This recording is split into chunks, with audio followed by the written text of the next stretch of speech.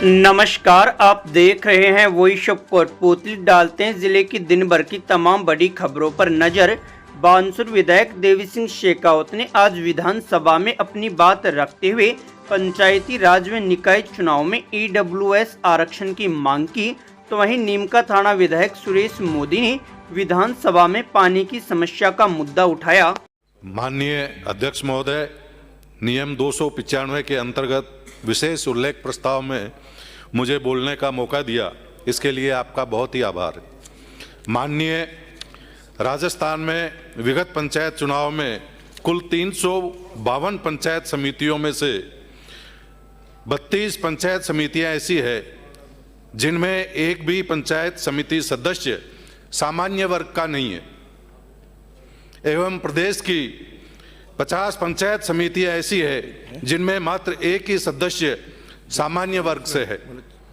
अतः मैं सामाजिक संतुलन की मांग करते हुए सभी राजनीतिक दलों से सहयोग चाहते हुए टिकट वितरण में आर्थिक पिछड़े वर्ग को पंचायत एवं निकायों में अन्य वर्गों की तरह आरक्षण का अनुपात तय किया जाए।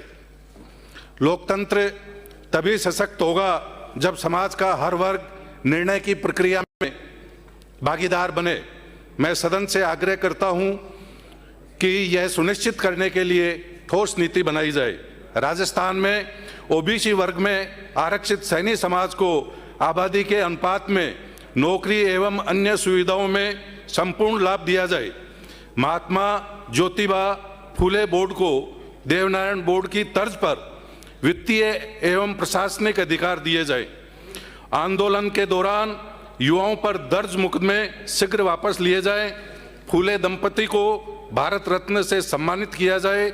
माली, सैनी, कुशवाहा, सामंत, भोई, मौर्य आदि समाज की जायज मांगों की आवश्यक कार्रवाई कर अनुग्रहित करावें। नीमका थाना और उसके आसपास के क्षेत्रों में पीने के पानी की बहुत बड़ी समस्या है। नए बोरिंगों में या तो पानी आता नहीं है और आता है तो 1000 फीट से नीचे आता है, वह भी कुछ समय के बाद सूख जाता है।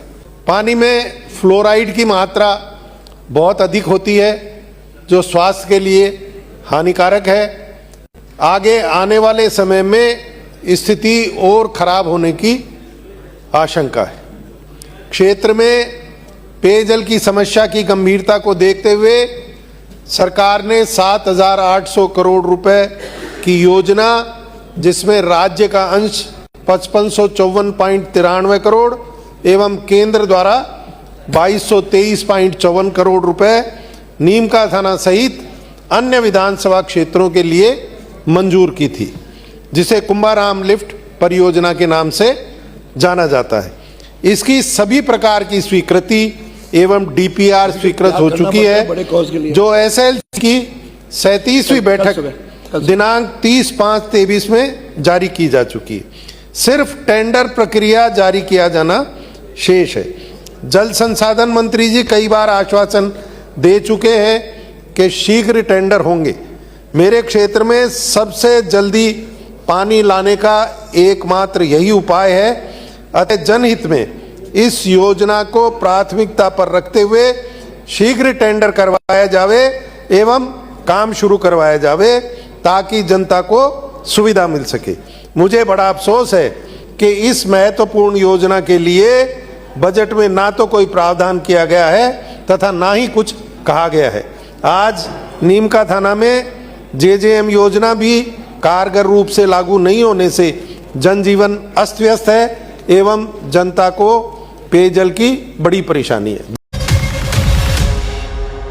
नेता प्रतिपक्ष टीकाराम जूली ने मीडिया को संबोधित करते हुए भजनलाल सरकार पर जमकर निशाना साधा। नेता प्रतिपक्ष जूली ने कहा कि मंत्री विधायकों के सवालों का जवाब नहीं दे पा रहे हैं। कोई नई बात नहीं है, लेकिन रोजाना जिस प्रकार से सरकार के मंत्री जवाब देने से बचते हैं, विधायक क्वेश्चन लगाते हैं अपनी समस्याओं के समाधान के लिए, लेकिन यहाँ मंत्री जवाब देते हैं पॉलिटिकल। एक माननीय सदस्य ने जब शिक्षा मंत्री से पूछा कि हमारे यहाँ पे विज्ञान संकाय कितने विद्यालयों में खोला है, कितने पद स्वीकृत किए हैं, उनमें कितनों की नियुक्ति कर दी, तो मंत्री जी जवाब नहीं दे पाए, उनको पता ही नहीं है, उल्टा खड़ा होके कह रहे हैं कि प्रदेश का क्वेश्चन नहीं है, जबकि पहला ही कॉलम प्रदेश का है और विज्ञान संकाय को लेके ही है। तो आप समझ सकते हैं कि शिक्षा मंत्री जी की स्थिति क्या है। उनका फोकस शिक्षा के अलावा सब जगह है। कह रहे हैं हम 2 साल का प्लान बना रहे हैं। अरे 2 साल ही बची है आपकी, तो 2 साल और प्लान में निकाल दो, फिर बचेगा क्या। इसी प्रकार से समाज कल्याण की बात है। दिव्यांगजनों को स्कूटी हम देते थे 5,000 हर साल, इन लोगों ने उसको कम कर दी 2,000 पे। पहले बजट में 2,000, दूसरे में 2,500, तीसरे में तो अभी दी नहीं है। इन दिव्यांगों से इनको क्या दुश्मनी है। जिन लोगों को सबसे ज्यादा स्कूटी की जरूरत है, जब हमने स्कूटी दी थी तो इन लोगों ने कहा कि गहलोत साहब ने हमें स्कूटी नहीं 2 पैर दिए। आज उनकी संख्या पे कटौती कर रहे हो, उनकी यूनिवर्सिटी दोनों जो हमने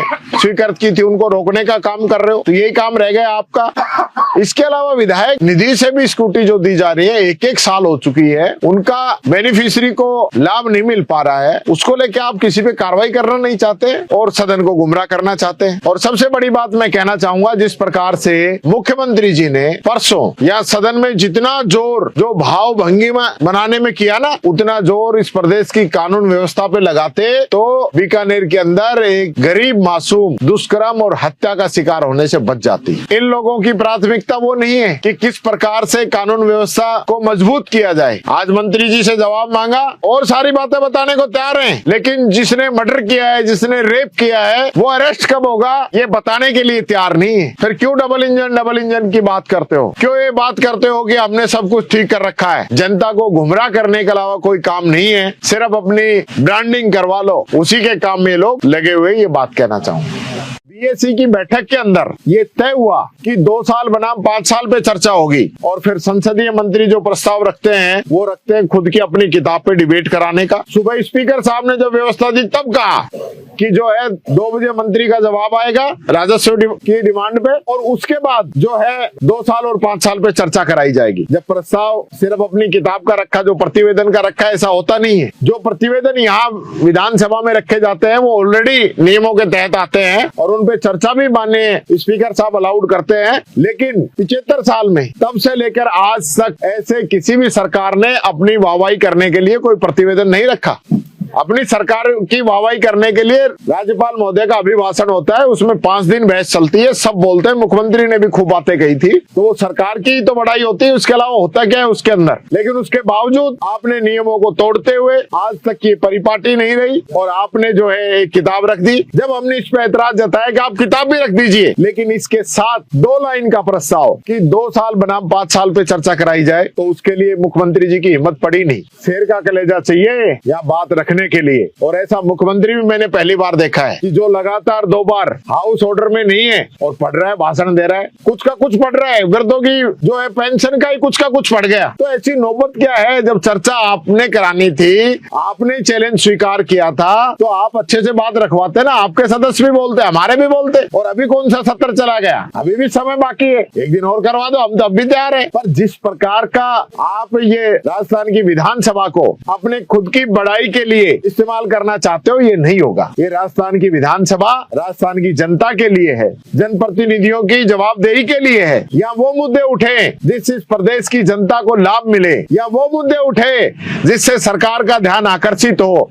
यहाँ खुद की प्रशंसा करवाने के लिए ऐसे प्रस्ताव नहीं आते। ये किसने पता नहीं मुख्यमंत्री जी को सलाह दे दी और मुख्यमंत्री जी ने इस पे काम शुरू कर दिया और खुद ही हालत आप समझ सकते हो कि सुनने को भी तैयार नहीं है। अगर अभी तक आपने चैनल को सब्सक्राइब नहीं किया है तो चैनल को लाइक, शेयर व सब्सक्राइब अवश्य करें।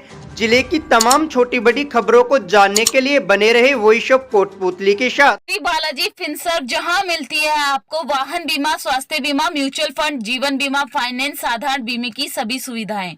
कार्यालय बानसूर महाविद्यालय के पास, बाईपास रोड, बानसूर।